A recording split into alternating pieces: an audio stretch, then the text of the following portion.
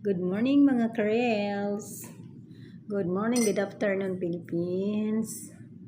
Ito yung morning namin ngayon. Walang amo. 9 o'clock na ako in the morning nagising. At ito yung mga pangyayari dito. No?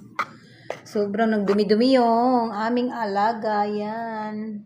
Yan. Yan siya. Nagkalat siya dito ng dumi. Ayan yung tagalinis ko. Ayan. Yan yung naglilinis-linis. Kawawa. Iniwan kasi sa amin kasi yung ano niyan, pag wala yung may-ari niyan, wala dito si Bunso, yung anak ng amo ko Bunso dalaga. Pag wala siya dito, wala din yung aso na yan dito. Doon yan sa nag-aalaga. So ngayon, ang nangyari is ang nag-aalaga niyan is nasa bakasyon din. Kaya kami yung nag-aalaga. Kaya ang hirap niyang alagaan kasi madumi, inang ihi.